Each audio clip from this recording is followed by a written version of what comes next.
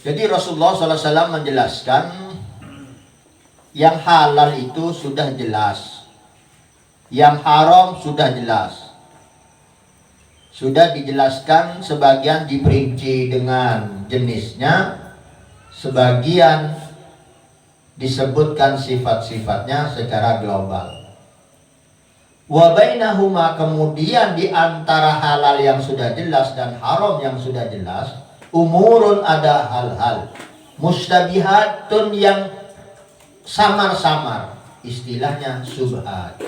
Subhat itu enggak jelas. Yang mana sebelumnya sudah diterangkan kalau ulama yang soleh itu akan meninggalkan subhat. Yang bertakwa al-muttaqun itu meninggalkan subhat. Khususnya yang warok itu pasti meninggalkan yang subhat. Karena meragukan, samar-samar. La ya'lamuha, yang tidak diketahui halal haramnya karena subhat, katsirun minan nas, oleh kebanyakan orang.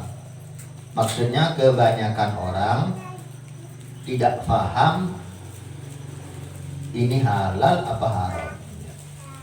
Makanya disebut subhat.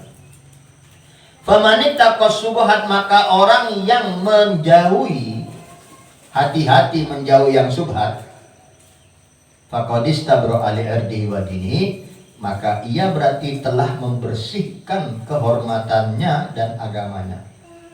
Maksudnya bersih dirinya dari kesalahan, agamanya bersih atau terbebas dari sesuatu yang tidak baik. Mungkin karena inilah orang yang waro, orang yang soleh meninggalkan. Karena apa? Kata Rasulullah, kalau meninggalkan subhat dia aman, dunianya aman, akhiratnya aman. Itu yang dimaksud, terbebaskan dari sesuatu yang negatif.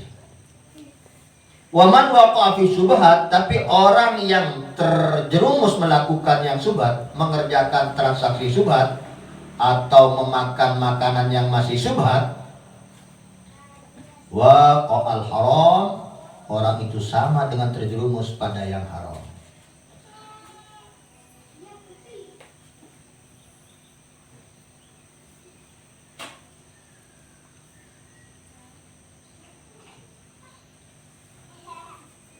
Di dalam riwayat Imam Muslim menggunakan fi, waqa'a fil haram, terjerumus pada transaksi atau yang haram, makanan haram.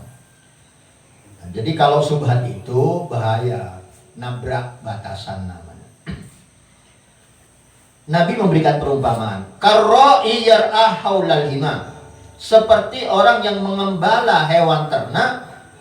Nah, yar'a, dia gembala hewan ternaknya, haulal hima, di sekitar perbatasan. Maksudnya kita bawa kambing banyak, ada rerumputan yang luas kayak lapangan gitu ya.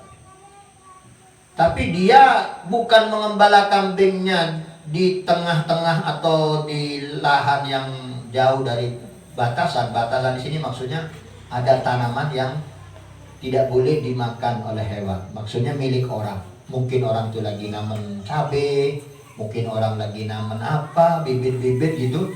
Loh, kalau ada orang mengembala kambing di sekitar perbatasan atau milik orang di sekitar pagar, gimana? Yusiku ayyaqafi, pasti atau yusik dikhawatirkan ayyaqafi akan makan punya orang tadi. Lalai.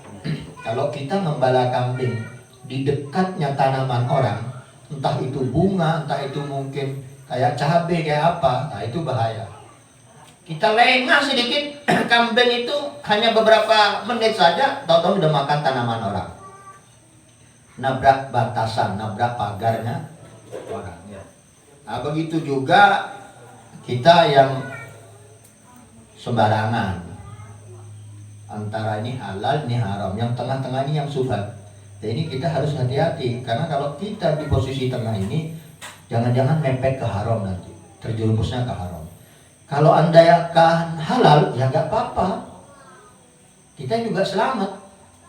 Tapi kalau haram, kalau kita nggak melakukan, kan untung selamat. Tapi kalau kita melakukan ternyata haram, ya kita dosa. atau transaksinya nggak sah. Alhamdulillah. Nah, itu perumpamaan dari Nabi. Bayanul qismil mutawassit, keterangan tentang bagian yang sedang di tengah-tengah. Bahwa subhat yaitu subhat. Ya, tadi itu kan di tengah-tengah ada subhat. Kanan halal, kiri haram, di tengah-tengah subhat. Bagaimana menerangkannya yang tengah-tengah itu? Wa misaluhu, percontohannya, annal ma'a minal mator halalun qat'an qabla yaqa fi milkil ghair. Ini yang sudah saya sampaikan. Yang halal jelas, annal ma' minal mator, yaitu air dari hujan. Halalun, halal qat'an, secara pasti. Gak usah dibahas lagi, gak usah diperdebatkan apalagi kalau air hujan. Qabla yaqa fi milkil ghair, tapi sebelum terjatuh pada benda milik orang lain. Ya, kita tadahi di halaman rumah kita. Jangan ngambil dari gentengnya orang lain. Nadahi jangan dari gentengnya orang lain. Nadahi dari genteng kita sendiri, dari pancoran kita sendiri, atau kita ngambilnya, nadahinya di halaman rumah kita sendiri. Nah, itu baru halal pasti. Murni halal. Itu murni dari Allah Subhanahu wa ta'ala. Wal haramul mahdu, dan haram yang murni haram. Wal khamru matalan, sebagai contoh adalah khamr. Khamr sudah ada ayatnya, haram. Hadisnya ya, kullu muskirin khamrun, semua yang memabukkan itu khamr. Ma askaro kathiruhu haruma qaliluhu, sesuatu yang kalau banyak memabukkan, sedikit tidak memabukkan, banyak memabukkan, maka sedikitnya haram. Jadi umpamanya ada minuman dinamai jamu, jagut atau cap jenggot orang tua kalau nggak salah, anggur cap orang tua itu apa ya, beras kencur cap orang tua kalau nggak salah, atau apalah ya.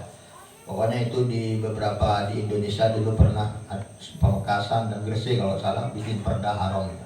Karena apa? Itu mengandung alkohol. Kalau diminum satu tutupnya botolnya tidak mabuk, tapi kalau diminum satu gelas mabuk. Nah, ini masuk kategori dari Rasulullah yang banyaknya memabukkan, sedikitnya juga haram. Jadi nggak bisa alasan, oh enggak, kalau saya sedikit nggak mabuk, tetap itu haram. Nah, kalau yang begitu-begitu itu sudah jelas haram, nggak perlu diperdebatkan. Ini haram murni, halal murni, air hujan yang tidak melalui bendanya orang lain, ya. Tidak melalui baknya orang lain, yang baknya kita sendiri, embernya kita sendiri, langsung dari langit, halal murni.